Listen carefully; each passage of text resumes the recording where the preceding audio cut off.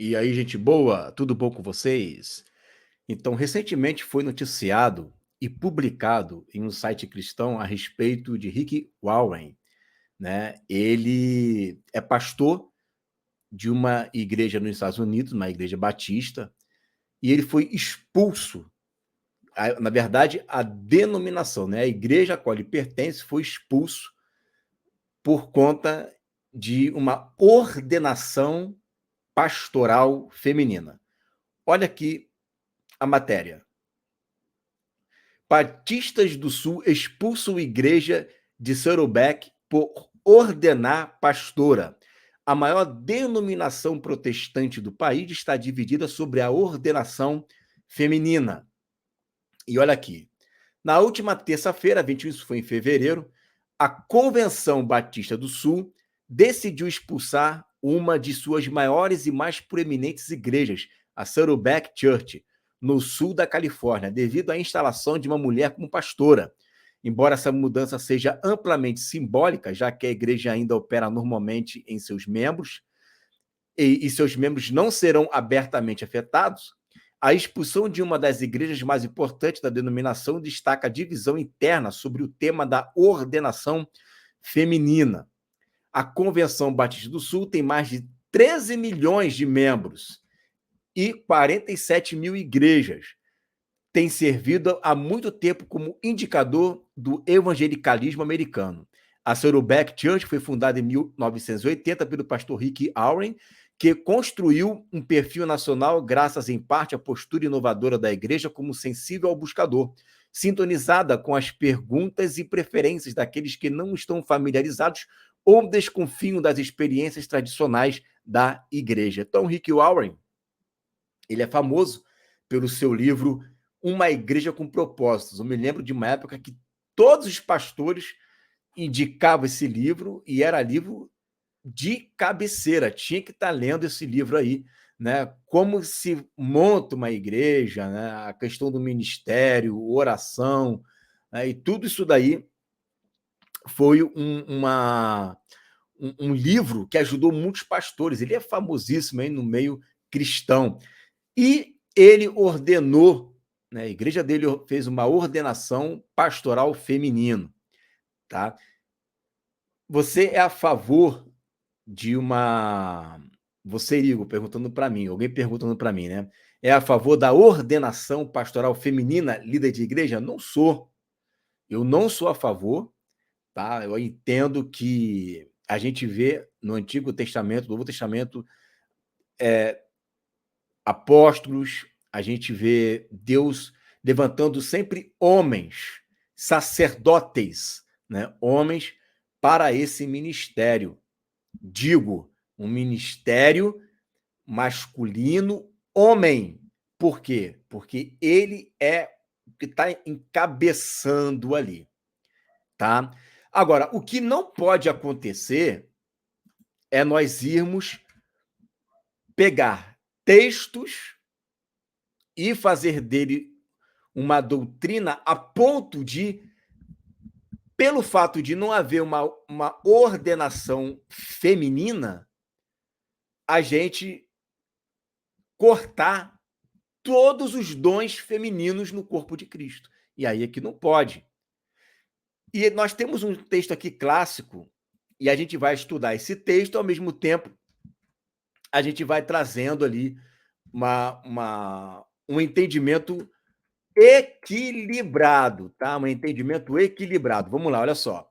Que farei, pois, irmãos, quando vos ajuntais cada um de vós?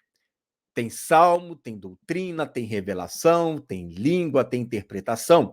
Faça-se tudo para edificação. Então, quando ajuntar, o que é ajuntar? Quando vocês foram se reunir, quando houver uma reunião, um vai trazer louvor, adoração, né? Vai estar ali ministrando a adoração. Outro vai trazer corpo de doutrina para a igreja. Um tem uma revelação, né? É que tem a revelação aqui essa noite, né? Outro tem língua. Uma pausa aqui, língua. Não é que o cara está pregando e falou um segundinho de língua. Não é isso.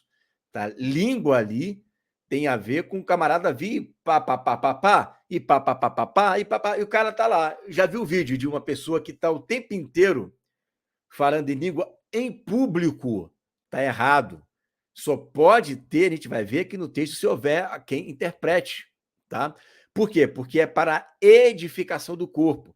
E o texto continua. E se alguém falar em língua desconhecida, faça-se por 2 ou quanto muito 3. E, por sua vez, que haja intérprete. Preste atenção nesse verbo aqui, ó. Falar. Se alguém falar, né? Falar, tem, então você pode falar, tá? Mas ao falar que tem intérprete. Se não houver intérprete, esteja calado. Olha aqui o verbo calar. Falar e calar. Aonde? Na igreja, ou seja, no ajuntamento.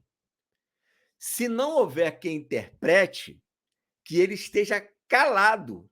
E ao falar, que fale consigo mesmo e com Deus. Então ele está lá, né, falando em línguas ali, mas ele precisa estar falando com ele mesmo. E aí ele fala com Deus, né? Se houver algum intérprete, aí ele pode falar publicamente, tá? No tocante aos profetas, olha só. E falem 2 ou 3 profetas. Profeta aqui, meu irmão, é o cara que está pregando a palavra. E os outros julguem. Vai julgar a pregação dele, né? Que a pregação é um momento de profecia. Lembra que a profecia ela tem como objetivo de exortar, ela tem como objetivo de edificar, e ela tem como objetivo, né, de exortar. Né? Então, ela exorta, ela edifica, ela corrige, não é? Ela traz a correção, traz a edificação e traz a exortação. Isso tudo é onde? É no momento da palavra. Na palavra você corrige, na palavra você exorta, na palavra você edifica. Então a pessoa está tendo a oportunidade de ser utilizada como um porta-voz de Deus ali, trazendo uma pregação. Aí a Bíblia o chama de profeta nesse momento. E os outros vão julgar o que a pessoa está falando. Aí vai dizer o seguinte: mas se o outro que estiver sentado, né, vamos lá, fale 2 ou 3 profetas, outros julguem. Mas se a outro que estiver sentado for revelado alguma coisa, olha aí, ó. Preste atenção aqui no verbo falar. Falem. Pode falar. Mas se não tiver, cale-se. Você percebeu que o língua ele pode falar, mas se não tiver, intérprete, cale-se. Se um começar a falar, mas se tiver um outro, primeiro cala, né? E o outro espera, enquanto o outro fala. Um fala e o outro espera calado. Então, para a língua e para a profecia, os dois podem falar, mas também devem estar calados, tá? Muito bem, porque todos podem profetizar, todos podem profetizar, uns depois dos outros, para que todos o que aprendam. Olha aí a edificação, tá vendo? Na mensagem você traz ao mesmo tempo algo que os outros aprendem, né? Então todos aprendam e todos sejam consolados. Olha aí o propósito da profecia, consolar. Lembra que o apóstolo Paulo, ao escrever lá em 2 Tessalonicenses, quando ele vai falar da ressurreição, ele vai explicar sobre a ressurreição e vai dizer: consolem uns aos outros com essa palavra. Muito bem. E os espíritos dos profetas estão sujeitos aos profetas, porque Deus não é Deus de confusão, senão Deus de paz, como em todas as igrejas dos santos. Agora vai falar da mulher. As vossas mulheres, ou seja, as esposas, estejam, olha aí, ó, caladas nas igrejas. Então, eu tenho que fazer a pergunta aqui, tem que se fazer a pergunta, se a mulher não pode falar na igreja, né? Que é o que Paulo está dizendo aqui, ela tem que ficar calada e não pode falar. Se ela tem que ficar calada e não pode falar, eu pergunto, ela pode falar em língua? Ela pode profetizar? Porque o texto diz: todos podereis profetizar. Ela pode puxar uma adoração? Ela pode trazer um salmo para chamar adoração, por exemplo? né? Ela pode chegar lá e ministrar uma adoração. Ela, no meio da ministração da adoração, ela pode trazer uma mensagem de ministração no meio da adoração. A mulher pode contar um testemunho da vida dela. Então, como que ela tem que ficar calada e não lhe é permitido falar? O contexto vai explicar o que o apóstolo Paulo está dizendo.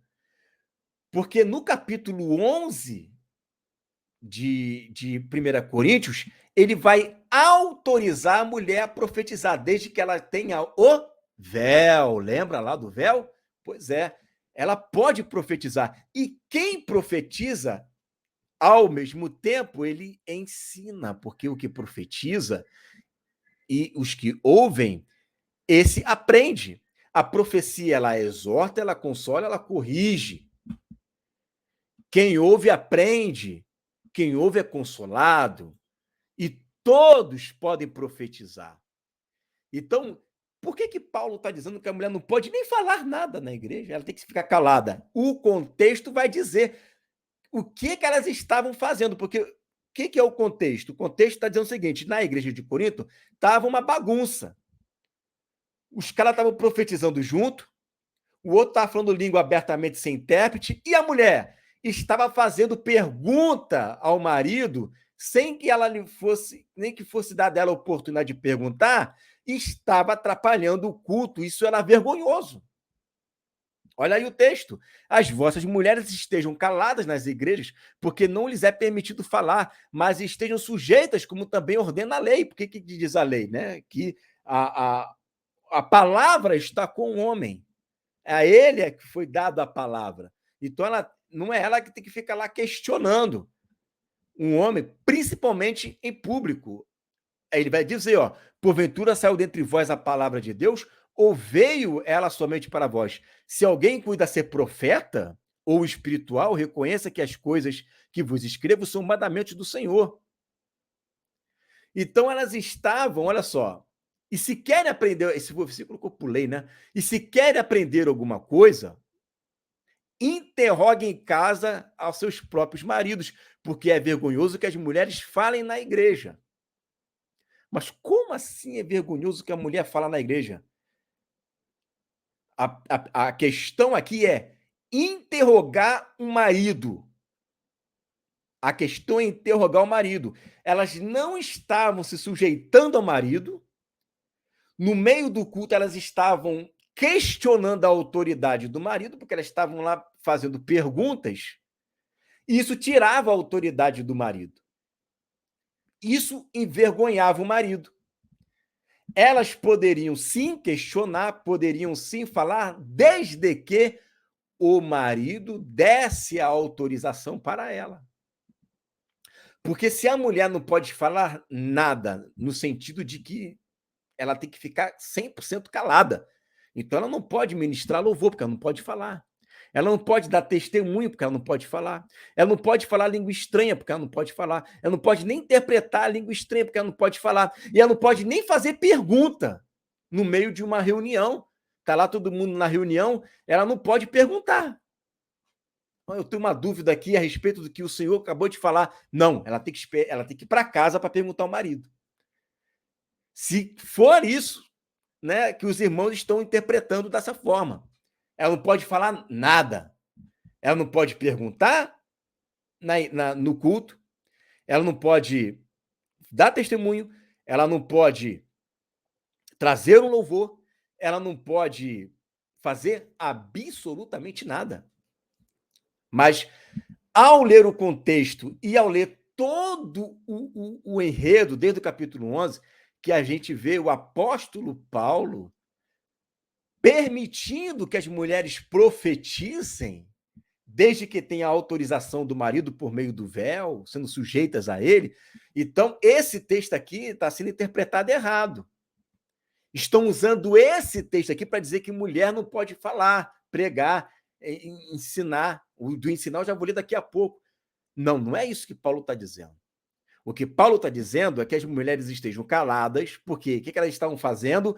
Elas estavam interrogando ao marido no meio do culto. tirando a autoridade dele.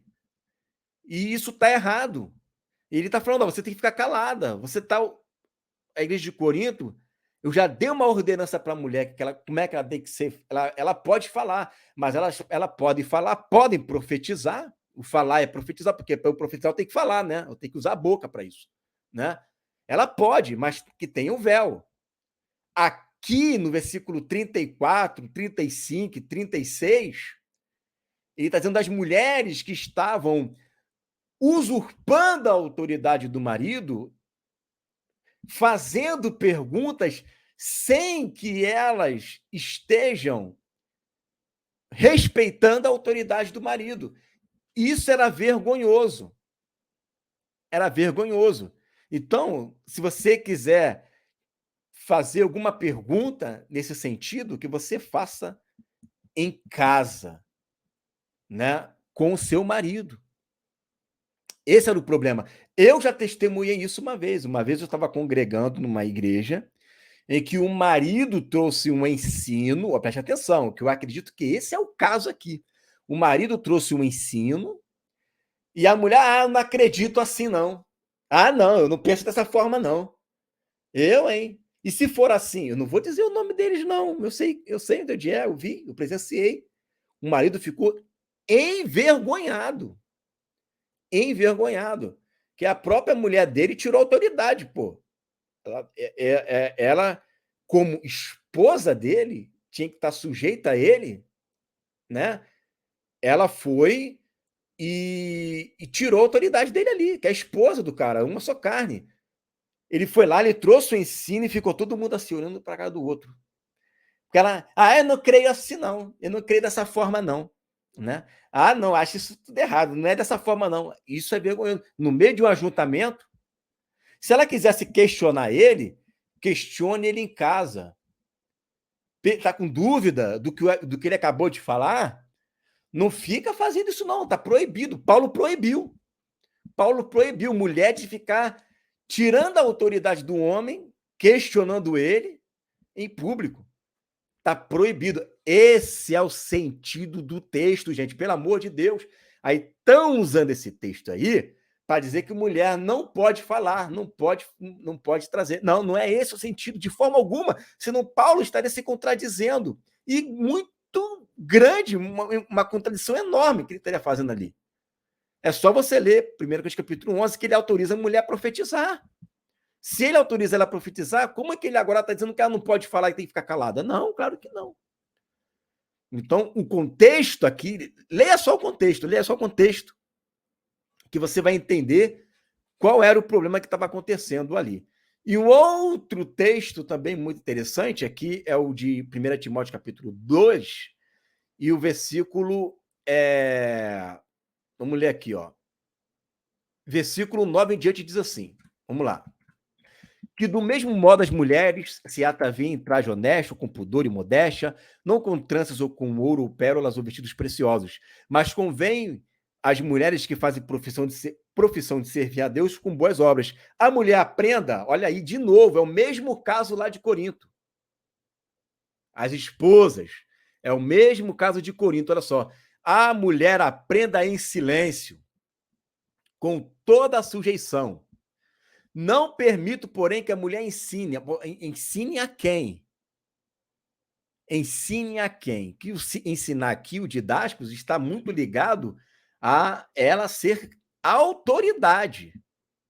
Porque aquele que ensina é aquele que é mestre, que está acima de.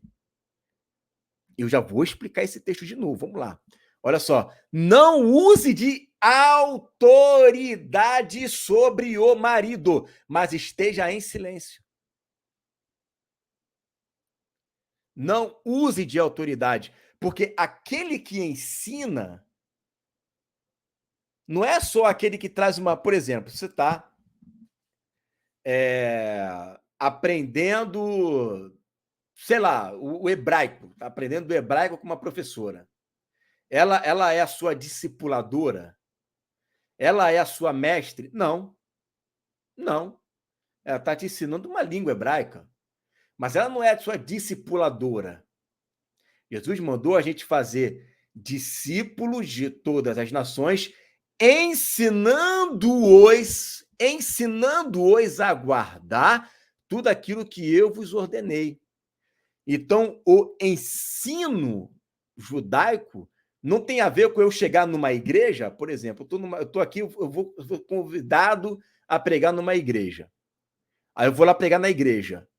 Aí eu prego na igreja e vou embora. Eu fui mestre dos irmãos? Eu agora sou o líder direto de todo mundo que estava ali ouvindo? Não, claro que não. Eu fui lá, preguei a mensagem e fui embora. Eu não sou a autoridade espiritual dos irmãos ali. Eu fui lá, preguei a mensagem e fui embora. Esse texto aqui, ele está falando da mulher que ensina ao marido tendo autoridade sobre ele. É como se um homem estivesse se sujeitando à autoridade dela e ele fosse o discípulo dela. Ele não está autorizando isso. Está proibido. Ele vai dizer isso, olha só, o contexto é marido e mulher. Porque primeiro foi formado Adão, depois Eva. Adão não foi enganado, mas a mulher, sendo enganada, caiu em transgressão. Salvar-se-á, porém, dando à luz filho. Ou seja, a mulher pode ensinar no sentido de ser mestre, como diz lá para Tito, mestre do bem, mestre de boas obras, sendo ela mestre das crianças, sendo ela mestre das mais jovens, sendo ela mestre das mulheres, mas ela não pode, em hipótese alguma, ser autoridade sobre o marido. Sobre o marido, ela tem que aprender com toda a sujeição. Com toda a sujeição. Você está entendendo? Então, esse texto aqui, a palavra ensinar, até pelo contexto, o próprio contexto está explicando, nem use de autoridade. Então, esse ensino aqui não é apenas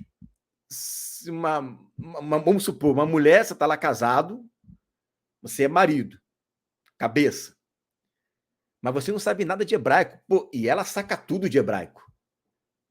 O amor, o que significa essa palavra aqui no hebraico? O fato de ela explicar para você essa palavra te torna ela uma autoridade sobre você? Não.